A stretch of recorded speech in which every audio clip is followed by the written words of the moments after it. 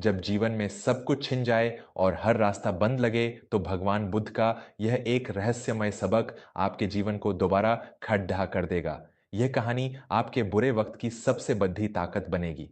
नमस्कार, मैं विवेक वर्मा, जिसे आप SI वर्मा के नाम से भी जानते हैं, आज एक बार फिर वर्मा स्टोरीज के इस मंच पर आपके सामने उपस्थित हूँ। जीवन एक ऐसा सफर है जहां हमेशा धूप नहीं रहती। कभी कभी ऐसे तूफान आते हैं जो हमारे बनाए हुए सारे महलों को एक झटके में तिनके की तरह उड़ा ले जाते हैं। जब इंसान का बुरा वक्त आता है, जब उसकी सालों की मेहनत पल भर में राख हो जाती है, तो वह टूटकर बिखर जाता है। वह भगवान को कोसता है, अपनी किस्मत को रोता है और अपने वर्तमान को अपने ही हाथों से खत्म करने लगता है। लेकिन भगवान गौतम बुद्ध ने बुरे वक्त से लड़ने का एक ऐसा अचूक और गहरा रहस्य बताया है, जिसे अगर कोई डूबता हुआ इंसान जान ले, तो वह फिर से एक नया संसार खड़ा कर सकता है।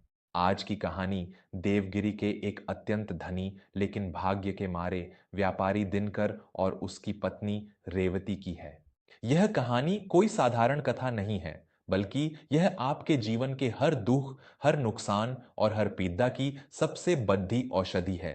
देवगिरी नगर में दिनकर का नाम बहुत सम्मान के साथ लिया जाता था। वह एक अत्यंत परिश्रमी और ईमानदार व्यापारी था। उसने अपने जीवन की शुरुआत एक छोटे से मजदूर के रूप में की थी और अपने खून पसीने से उसने अनाज और वस्त्रों का एक बहुत बड़ा व्यापार खड़ा किया था। दिनकर की पत्नी रेवती एक बहुत ही सुलझी हुई और समझदार स्त्री थी और उनका एक छोटा सा पुत्र था, प्रद्युम्न। दिनकर का जीवन किसी स्वर्ग से कम नहीं था। उसका मानना था कि मेहनत करने वालों के साथ ईश्वर कभी अन्याय नहीं करता, लेकिन समय का चक्र जब घूमता है तो वह किसी की ईमानदारी या मेहनत नहीं देखता।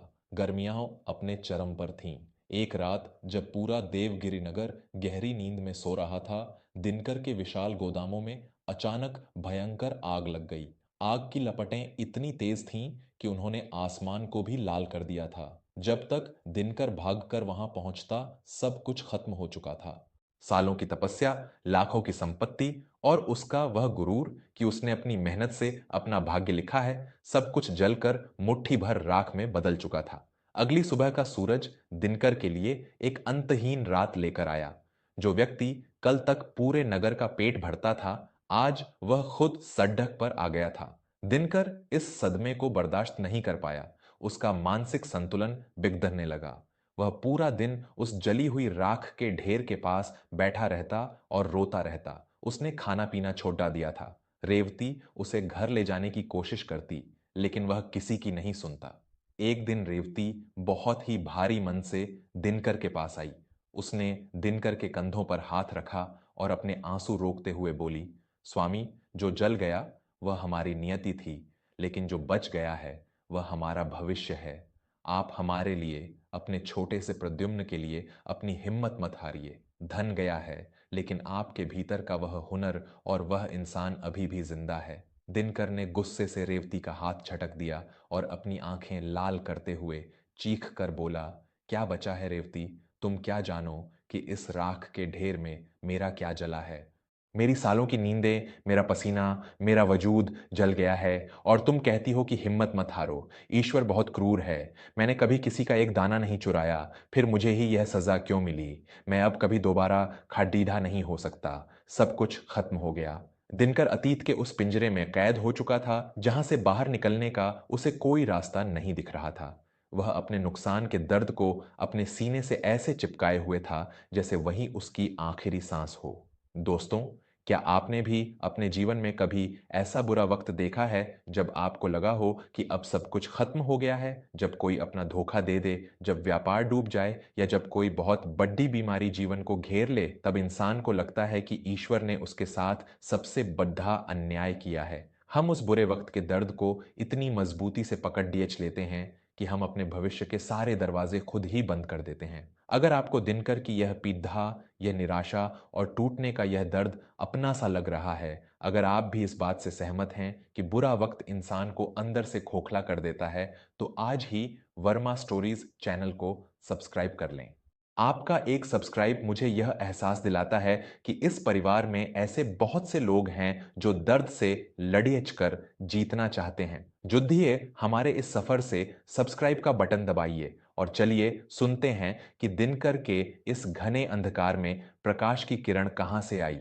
उसी सप्ताह देवगिरी के पास बहने वाली नदी के किनारे एक बहुत ही ज्ञानी और शांत सन्यासी का आगमन हुआ। वे भगवान गौतम बुद्ध के परम शिष्य आचार्य शांतिनाथ थे।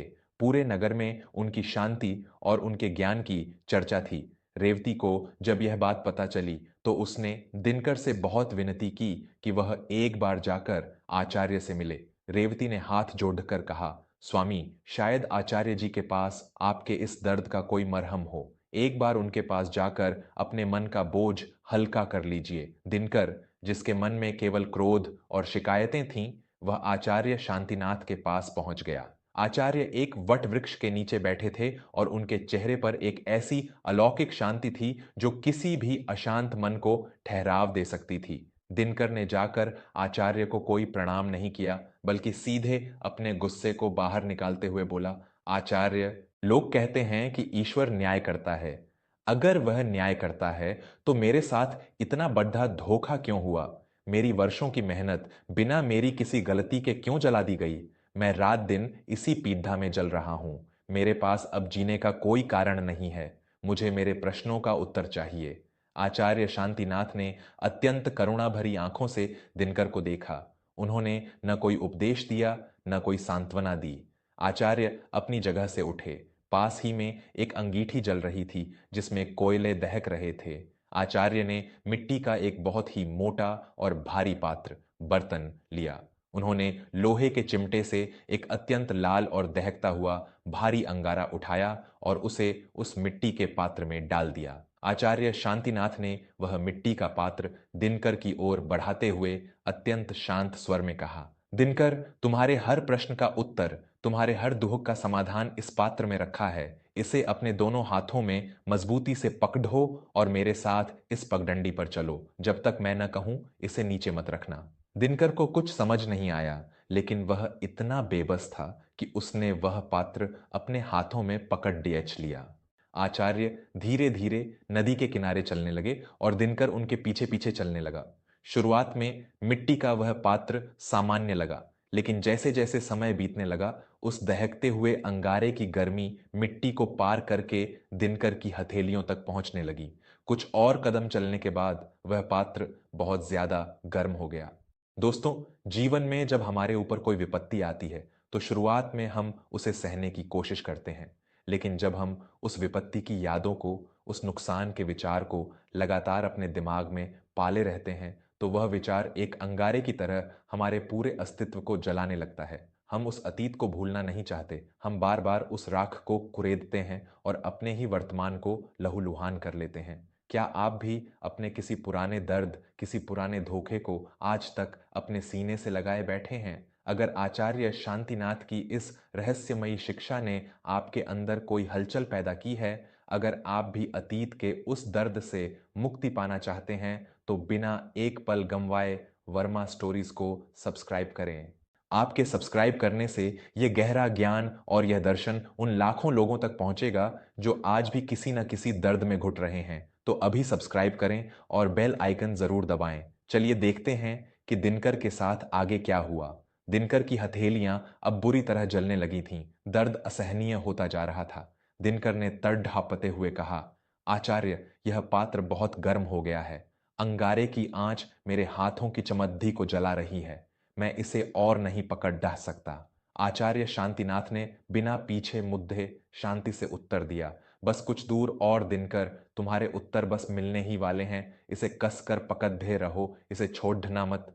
दिनकर ने कुछ और कदम बढ़ाए, लेकिन अब पीढ़ा उसकी बर्दाश्त के बाहर हो चुकी थी। उसके हाथों से धुआं उठने लगा था और उसकी आंखों में आंसू आ गए थे। अंततः जब वह दर्द नहीं सह पाया तो वह जोर से चीखा और उसने उस मिट्टी के पात्र को जमीन पर पटक दिया। पात्र जमीन पर गिरकर चकनाचूर हो गया और वह लाल दहकता हुआ अंगारा बाहर छिटक गया। दिनकर अपने जले हुए हाथों को पकड़ डाचकर दर्द से कराहने लगा। दिनकर ने क्रोधित होकर कहा, यह कैसी शिक्षा है आचार्य? आपने जानबूझकर मेरे हाथ जला दिए। क्या यही आपके पास मेरे दुहक का समाधान है? आचार्य शांतिनाथ दिनकर के पास आए। उनके चेहरे पर वही अलौकिक मुस्कान थी। आचार्य ने अत्यंत मधुर और गंभीर स्वर में पूछा, दिनकर, तुमने इस पात्र और इस जलते हुए अंगारे को जमीन पर क्यों फेंक दिया? मैंने तो तुम्हें इसे पकड्ढे रहने को कहा था। दिनकर ने झुंझलाते हुए कहा, क्योंकि यह मुझे जला रहा था, यह मुझे भयंकर पीड़ा दे रहा था। अगर मैं इसे कुछ पल और पकड्ढे रहता तो मेरे हाथ हमेशा के लिए जलकर राख हो जाते। कोई भी इंसान किसी जलती हुई चीज को अपने हाथों में क्यों पकड्ढे रखेगा? आचार्य शांतिनाथ ने दिनकर के कंधे पर हाथ रखा और जीवन का सबसे बड़ा रहस्य खोलते हुए कहा, यही भगवान बुद्ध की सबसे बड़ी शिक्षा है मेरे मित्र। तुमने इस अंगारे को इसलिए फेंक दिया क्योंकि यह तुम्हारे हाथों को जला रहा था। तो फिर तुमने अपने अतीत के उस नुकसान, उस राख हो चुके व्यापार और उस दुख के अंगारे को अपने मन में इतनी मजबूती से क्यों पकड़ रखा है? दिनकर सन्न रह गया। उसकी आंखों का क्रोध अचानक शांत हो गया। आचार्य ने अपनी बात पूरी करते हुए कहा, तुम्हारा जो कुछ भी जला वह तुम्हारा बीता हुआ कल था, लेकिन उस बीते हुए कल के दुख को, उस शोक को तुमने आज तक अपने सीने से लगा कर रखा है। तुम जितना लंबा समय उस अतीत के अंगारे को पकड्डी ऐच कर रखोगे, वह तुम्हारी आत्मा को, तुम्हारे वर्तमान को और तुम्हारे परिवार की खुशियों को उतना ही ज्यादा जलाएगा। तुमने खुद कहा कि जलती हुई चीज को कोई क्यों पकड़ देगा, फिर तुम अपनी आत्मा को क्यों जला रहे हो? प्रकृति का नियम है बदलाव। जो बना है वह नष्ट होगा। तुम्हारा धन जल गया, यह एक दुर्घटना थी, लेकिन तुम उस धन के शोक में अपने आप को और अपने परिवार को जला रहे हो, यह तुम्हारी अज्ञानता है। अंगारे को नीचे रख दो दिनकर, अतीत को जाने दो, तभी तुम्हारे हाथ इस योग्य बनेंगे कि तुम भविष्य का कोई नया बीज बो सको। आचार्य के ये शब्द दिनकर के मस्तिष्क में किसी ठंडे झरने की तरह गिरे। उसके मन पर छाया हुआ महीनों का वह काला अंधकार पल भर में छंट गया। उसे समझ आ गया कि असल नुकसान वह नहीं था जो आग में जल गया, बल्कि असल नुकसान वह था जो वह हर दिन उस राख के पास बैठकर कर रहा था। दिनकर रोते हुए आचार्य शांतिनाथ के चरणों में गिर पड़ा। दिनकर ने कहा, आपने मेरी आंखें खोल दी आचार्य। मैंने अज्ञानता में अपने सबसे कीमती खजाने, अपनी पत्नी और अपने बच्चे की खुशियों को भुला दिया था। मैं उस अंगारे को आज यहीं इसी मिट्टी में छोड़ कर जा रहा हूं। दिनकर वहां से एक नया इंसान बनकर लौटा। उसने घर जाकर रेवती को गले से लगा लिया और अपने पुत्र प्रद्युम्न को चूम लिया। दिनकर ने अतीत का रोना हमेशा के लिए छोड़ दिया। उसने अगले ही दिन से नगर के बाजार में एक छोटी सी दुकान किराए पर ली और फिर से शून्य से शुरुआत की। उसका वह पुराना तजुर्बा और उसकी अब तक की सबसे बड़ी सीख उसके काम आई। कुछ ही वर्षों में दिनकर ने अपनी उसी मेहनत से पहले से भी बद्धा व्यापार खद्दा कर लिया, लेकिन इस बार उसके मन में न कोई अहंकार था और न ही कुछ खोने का डर। निष्कर्ष दोस्तों, जीवन में बुरा वक्त एक बहुत बद्धे शिक्षक की तरह आता है। जब हमारा कुछ छिनता है तो ईश्वर हमें यह सिखा रहा होता है कि इस संसार में कुछ भी स्थायी नहीं है। जो हमारा है वह कल किसी और का होगा और जो राख हो गया वह कभी लौट कर नहीं आएगा। दुख मनाना स्वाभाविक है, लेकिन उस दुख को अपना जीवन बना लेना मूर्खता है। अतीत का दर्द बिल्कुल उस जलते हुए अंगारे की तरह है। जब तक आप उसे पकड़े रहेंगे, वह आपको अंदर ही अंदर जलाकर खोखला कर देगा। उसे नीचे फेंक दीजिए, उस राख से बाहर निकलिए, क्योंकि जब आप अतीत के बोझ को छोड़ डालते हैं, तभी आपके दोनों हाथ भविष्य की नई सफलताओं को गले लगाने के लिए स्वतंत्र होते हैं। आज की यह ज्ञानवर्धक और मन को शांति देने वाली भगवान बुद्ध की सीख अगर आपके दिल के किसी भी कोने को छू गई हो, अगर आपको लगता है कि समाज में हर उस इंसान को यह कहानी सुननी चाहिए जो आज किसी बुरे वक्त से गुजर रहा है, तो इस वीडियो को अपने दोस्तों और परिवार के हर सदस्य के साथ ज्यादा से ज्यादा शेयर करें। और अंत में मैं विवेक वर्मा आपसे एक बार फिर हाथ जोड़कर प्रार्थना करता हूं कि जीवन की ऐसी ही सच्ची, गहरी और आत्मा को जगाने वाली सीख पाने के लिए वर्मा स्टोरीज को अभी सब्सक्राइब करें। आपका जुड़ाव ही मेरी सबसे बड़ी ताकत और प्रेरणा है। कमेंट में नमो बुद्धाय जरूर लिखें और बताएं कि आप अपने जीवन के किस अंगारे को आज नीचे रखने वाले हैं। मिलते हैं अगली कहानी में। तब तक अपने वर्तमान को संवारते रहें और अपनों का ख्याल रखें। धन्यवाद और नमस्कार।